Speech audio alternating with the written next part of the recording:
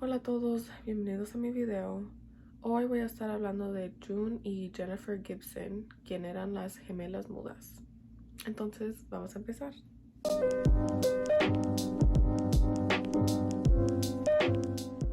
June y Jennifer nacieron el 11 de abril del 1963 en Yemen. Su familia era de Barbados, pero cuando nacieron las gemelas, su padre, quien estaba en la Fuerza Aérea Royal, estaba estacionado en Yemen y después de eso se movieron a Inglaterra. Cuando empezaron a hablar las gemelas, ellas hablaban su propio idioma. Nadie les entendía lo que decían. Y cuando empezaron a ir a la escuela, ellas eran las únicas niñas morenas y los otros niños las molestaban. Y era tanto que hasta las maestras las dejaban salir más temprano para evitar que las molestaran. En ese entonces su propio idioma hacía que sobresalieran y eventualmente solo se hablaban entre ellas.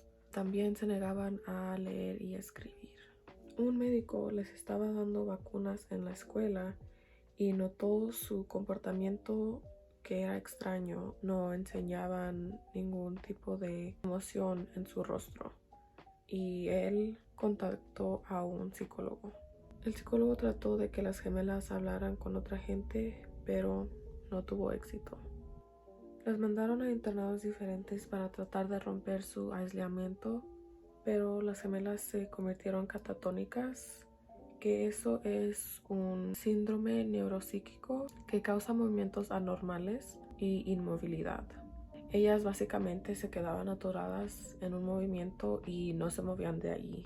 Después de un tiempo, las juntaron otra vez y se volvieron a aislar por muchos años, creando obras de teatro y actuándolas con sus muñecas. Cuando crecieron en su adolescencia, empezaron a tratar las drogas y el alcohol y también empezaron a robar, prenderle fuego a los edificios y vandalismo. Por esto, las metieron a un hospital mental de alta seguridad. Fueron condenadas a una detención indefinida bajo el Acta de Salud Mental del 1983 de Inglaterra. El acta permitía que las personas que tenían una enfermedad mental pudieran ser detenidas en un hospital mental o bajo custodia policial y que su enfermedad fuera tratada contra su voluntad o sin su permiso. Les dieron altas dosis de medicamento antipsicótico. Al resultado de esto no se podían concentrar. Jennifer desarrolló dislexia tardía, que es un trastorno neurológico que la hacía tener movimientos repetitivos involuntarios. Sus dosis fueron ajustadas para que continuaran a escribir sus obras de teatro, pero para ya en ese entonces habían perdido su interés en eso. Ellas estuvieron internadas 11 años. Mientras estaban en el hospital, ellas decían que si una de ellas se moría, la otra tenía que seguir con su vida y empezarle a hablar a la gente.